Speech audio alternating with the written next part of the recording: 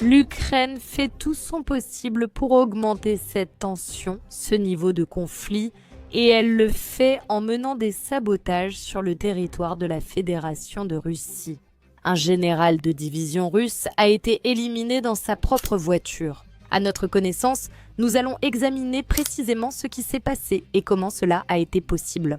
Que pourrait faire la Fédération de Russie pour réagir à ce fait ? L'Ukraine n'essaie pas de surenchérir et d'élever la tension à son maximum, elle le fait pour une bonne raison, ou plutôt pour plusieurs raisons en particulier.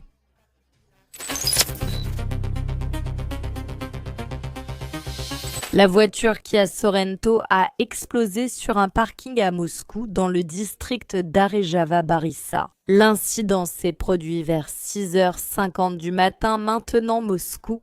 Lorsque le conducteur s'est assis dans la voiture, l'avant du véhicule a été détruit par l'explosion.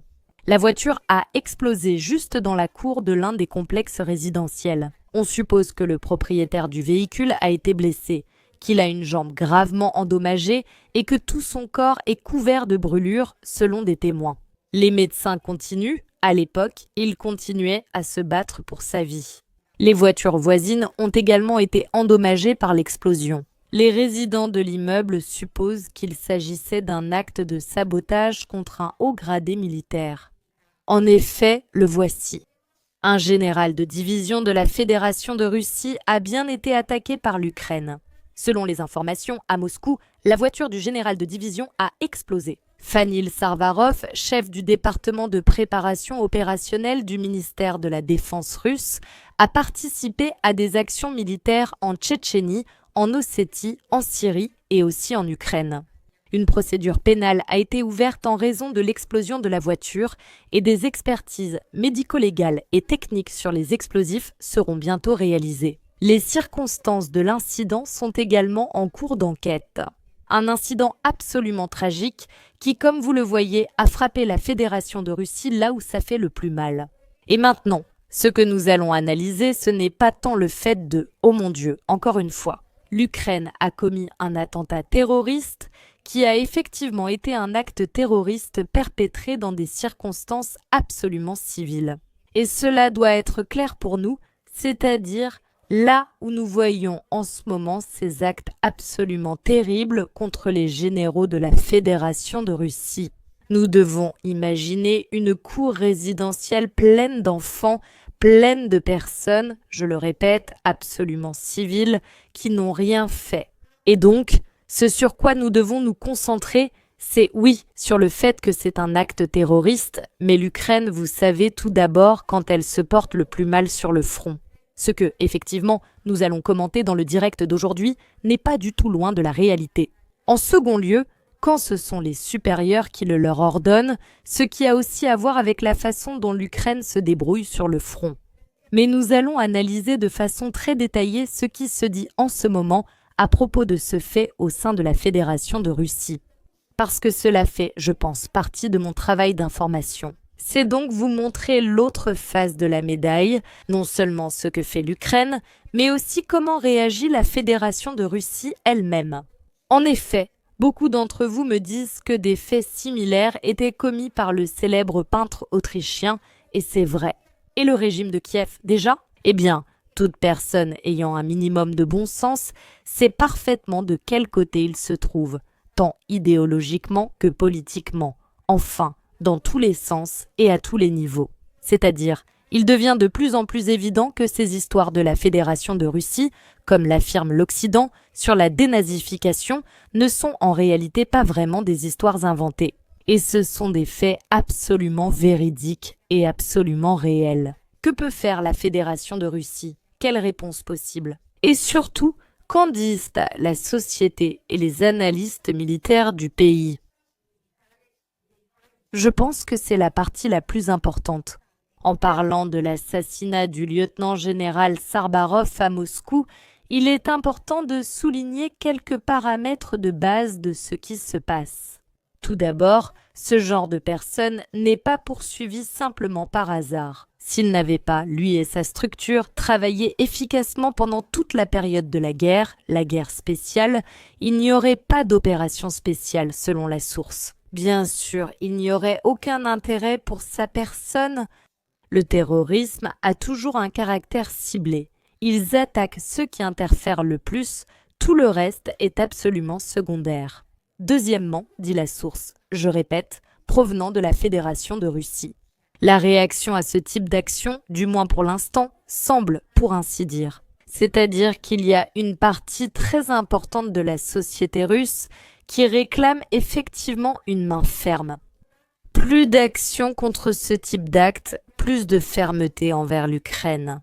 Et en ce sens, je pense que beaucoup de mes abonnés seront tout à fait d'accord avec ce genre de message, mais je pense qu'ici, il faut vraiment nuancer, tout n'est pas permis, et tout faire exploser à coups de bombe n'est pas une solution. De toute façon, non. Du point de vue des déclarations publiques, cela semble insuffisant, ça ne résout pas grand-chose, mais c'est du point de vue de l'inévitabilité perçue de la réponse. Attention. Avec cela, il est absolument évident que les services spéciaux russes sont déjà soumis à une pression énorme. C'est-à-dire qu'ils travaillent sur tous les fronts et à tous les niveaux, le front lui-même, l'arrière. Ils attendent l'Ukraine à l'arrière parce qu'effectivement il y en a. Pourquoi devrions-nous nous mentir à nous-mêmes? Nouveaux territoires, contre-renseignements, logistique, opérations propres, etc., etc., etc. Mais justement pour cette raison, la réponse à ce type d'attaque doit être, selon la source, fondamentale. Même si elle est reportée dans le temps et reste en dehors du domaine public. Il ne s'agit pas nécessairement de symétrie ni d'immédiateté, il s'agit que ce type d'action ne soit pas perçu comme un jeu à sens unique. Dans certains cas, la réponse doit être démonstrative comme celle du Mossad, non pas par vengeance, mais pour rétablir l'équilibre du risque. Sinon, la logique de l'ennemi est simple. Si le prix est acceptable, cela signifie que l'instrument fonctionne et qu'on peut continuer à l'utiliser. Et cela, tout simplement, ne doit jamais, au grand jamais, arriver. Il y a un troisième point moins évident, le seul point vraiment obscur de toute cette histoire est l'ampleur du travail réel effectué par les structures auxquelles appartenait Sarvara. C'est-à-dire, donc, l'homme qui a effectivement été attaqué par l'Ukraine pendant près de 4 ans de combat. La partie russe a automatiquement éliminé des commandements, des quartiers généraux, des centres de contrôle, y compris des cibles de tout premier plan. Combien d'officiers ennemis expérimentés, y compris des étrangers, ont été éliminés lors de ces actions? Nous ne le saurons probablement jamais avec certitude. Ce sont des statistiques qui ne sont pas destinées à être rendues publiques. En ce sens, le fait que des personnalités de ce genre soient poursuivies est une confirmation indirecte que la Fédération de Russie travaille et continue de travailler. De plus, d'une manière extrêmement douloureuse pour l'ennemi. La question n'est pas de savoir si la partie ukrainienne tentera de répéter ses attaques, mais à quelle vitesse et sous quelle forme. Va-t-on établir une logique de riposte pour que cette pratique cesse de sembler sûre pour l'ennemi? Et dans ce sens, les sources de la Fédération de Russie parlent aussi du fait qu'il faut réagir.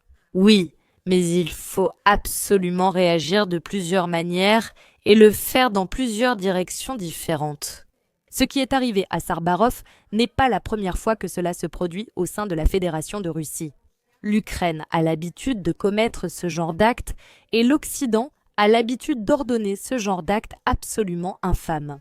Et en approfondissant un peu plus, que pense réellement la Fédération de Russie elle-même? C'est-à-dire les sources qui soutiennent le plus le gouvernement russe, celles qui sont en fait les plus proches de lui, de ce qu'il faut faire, et celles qui ont le plus de capacité. Surtout par le biais des médias, pour exercer une pression, car en fait, ils écrivent à ce sujet afin de créer une pression médiatique appropriée. Nous allons le voir directement tout de suite. La logique de réponse après l'assassinat d'une personne de ce niveau peut être divisée rationnellement en 2 volets, mais pas dans le sens de qui éliminer, mais dans le sens de l'effet que l'on souhaite obtenir. C'est ce qu'écrit la source, une source russe, d'ailleurs l'une des plus remarquables, en répondant à la question « Comment la Russie peut-elle répondre à l'assassinat du lieutenant-général Sarvara ?» Et elle dit ce qui suit. Le premier aspect est démonstratif, c'est-à-dire qu'il doit être envoyé de manière très claire et très ferme. Signe, pour qu'ils n'osent pas recommencer ou qu'ils y réfléchissent à 2 fois avant de le faire, son objectif n'est pas la vengeance en soi, mais le rétablissement de l'équilibre du risque. L'ennemi doit voir que le passage au terrorisme personnalisé augmente automatiquement le prix du jeu. Dans la théorie de la dissuasion, cela s'appelle le miroir de l'escalade. Après une attaque contre une personnalité de haut niveau, le risque pour le cercle de gestion de l'ennemi augmente brusquement. En même temps, il est essentiel que ce type de signal ne fonctionne pas en quantité, mais dans la qualité de la cible et dans l'inévitabilité des conséquences. Cela peut être dirigé non pas tant contre le régime de Kiev lui-même que contre les tuteurs extérieurs. Les tuteurs ne sont pas ceux qui soignent, mais les gestionnaires extérieurs. Plutôt, c'est-à-dire ceux qui essaient d'organiser toute cette affaire de guerre. Du côté ukrainien, et dans ce sens bien sûr, on souligne depuis la Russie une sorte de figure clé. Cela peut ne pas être adressé au régime de Kiev, mais à ses organisateurs, ceux qui doivent comprendre que la Russie peut fermer ce qu'on appelle la zone grise des éliminations personnelles de manière rapide et décisive. On parle de la zone grise, parce que vous savez déjà, c'est un espace dans la guerre, nous l'appelons celui qui n'appartient à personne et qui est sous une épaisse vague de guerre.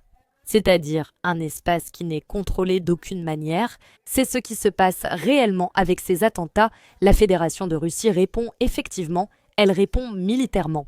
Mais ce qui semble manquer du côté de la société russe, une partie importante en fait de la société russe souhaite qu'on réponde de manière ferme aussi sur le plan symbolique.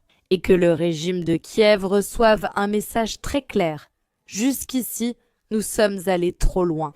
La zone grise, c'est-à-dire l'absence de contrôle, s'est refermée à partir de là. Et l'Ukraine, donc, à la première tentative de recommencer un acte similaire de terrorisme, elle recevra une riposte très sévère. Dans ce sens, une figure idéale, écrit la source russe, pourrait être le chef du direction principale du renseignement, Boudano, c'est-à-dire le chef du renseignement militaire ukrainien, ou le chef du service de sécurité de l'Ukraine qui est la sécurité nationale de l'Ukraine. Maliuk, bien que ce ne soit qu'au niveau d'une tentative d'assassinat, c'est-à-dire selon ce qu'affirment les Russes, il n'est même pas nécessaire de les éliminer en tant que tels, mais simplement de leur foutre la trouille. Comment le dirait-on écologiquement en Espagne? C'est-à-dire qu'ils vivent là avec cette sensation qu'ils peuvent être atteints à tout moment par une arrestation justicière. En termes métaphoriques, c'est la partie, disons, de signal, la partie d'avertissement, la partie métaphorique.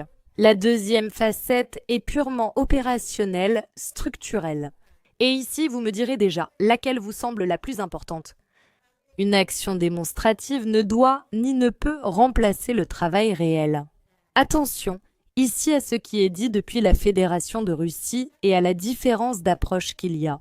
D'un côté, du côté russe, et de l'autre, du côté ukrainien.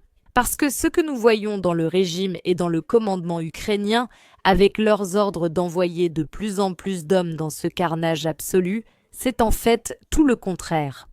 L'Ukraine saisit le signal, essaie de le porter au maximum sur le plan médiatique, mais en Russie, on dit qu'une action démonstrative ne doit pas et ne peut pas remplacer le vrai travail. Je le répète, ce n'est pas un hasard. L'effet principal n'est pas obtenu par des attaques contre des personnes, mais par l'élimination systématique du corps des officiers. Ceux qui élaborent, coordonnent et exécutent des décisions dans le cadre d'événements spéciaux. Ce niveau est celui qui garantit la reproductibilité de l'approche et son imminente et très claire escalade. Absolument nécessaire pour effectivement atteindre avec succès tous les objectifs fixés par l'opération militaire spéciale, c'est ce qui est mis en avant. Ce niveau est celui qui garantit la reproductibilité. Cela n'apparaît normalement pas dans les gros titres, mais cela affecte directement les capacités réelles de l'ennemi. En fin de compte, le choix n'est pas binaire, les actions démonstratives sont un langage de signaux et de dissuasion. Les actions réelles sont un langage de guerre et d'usure. Et si la réponse ne se construit que sur l'un de ces aspects, va-t-elle se dissoudre dans la symbolique ou passer inaperçue auprès de ceux à qui elle est réellement destinée? C'est ce qu'ils disent depuis la Fédération de Russie.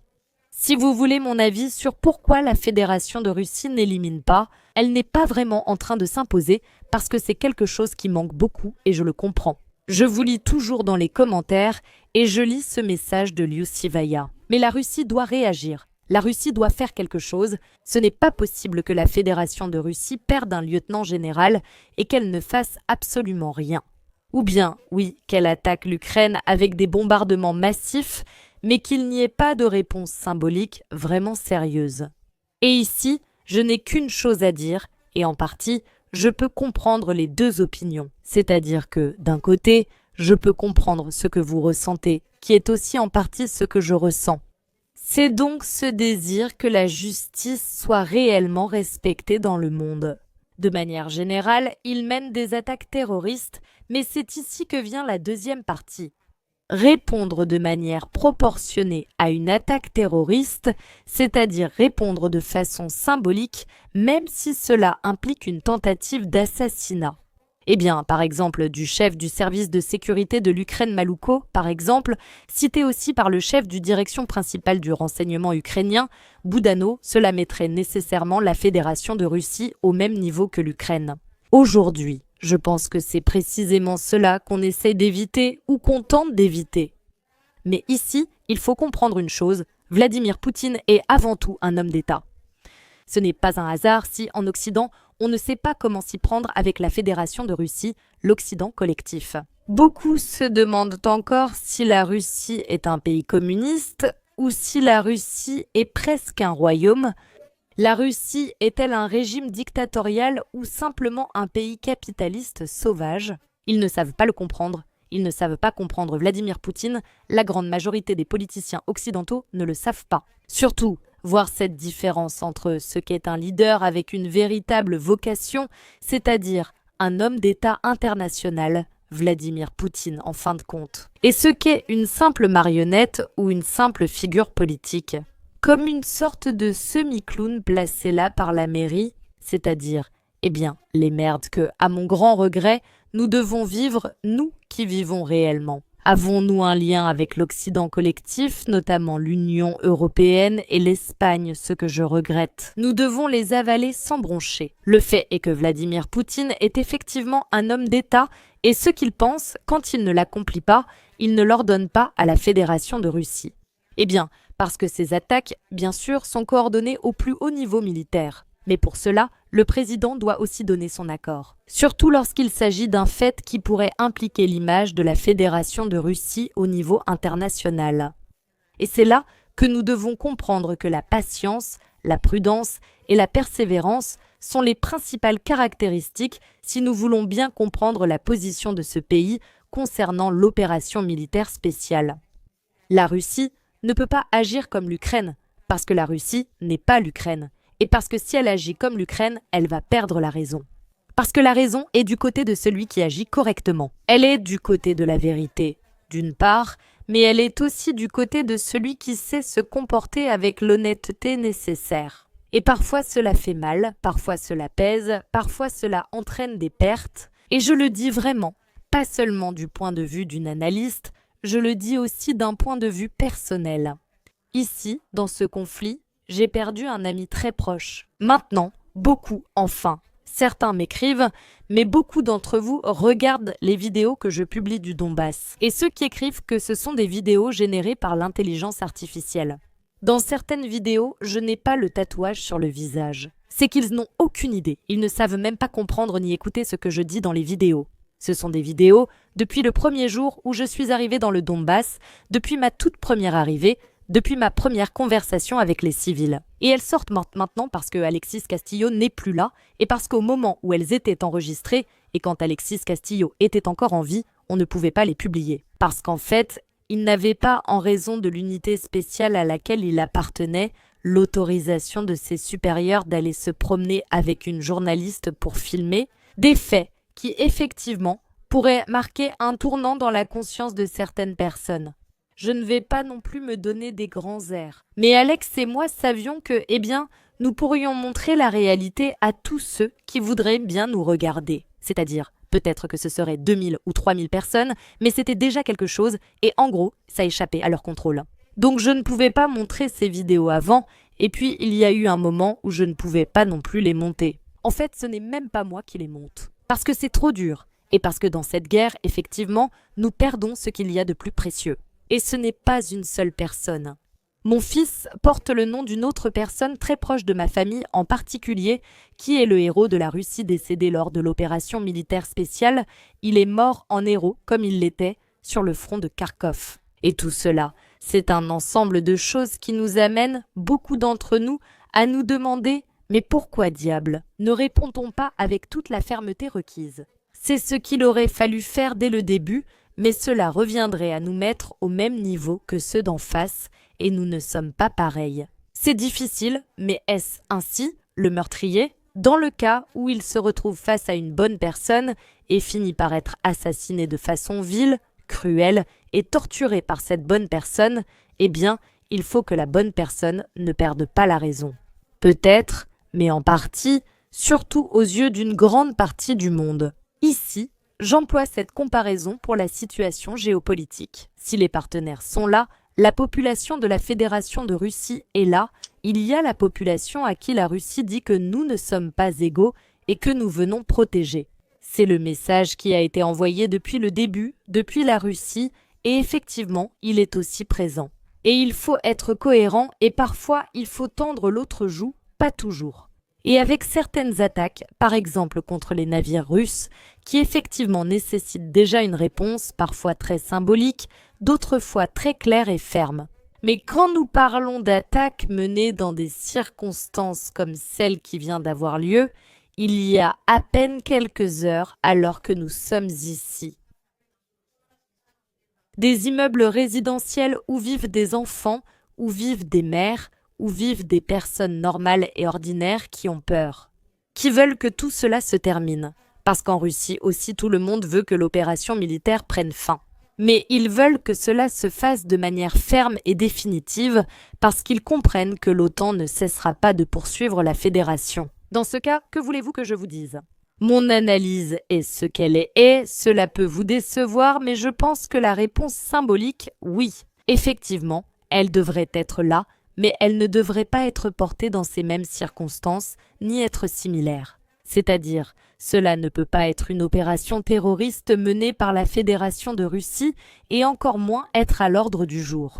Comme c'est le cas en ce moment avec la situation ukrainienne, car alors la Russie sera la même, car alors beaucoup seront tombés en vain, prouvant qu'effectivement d'un côté il y aura de meilleures personnes. Et ils se battaient pour le bien et pour la vérité.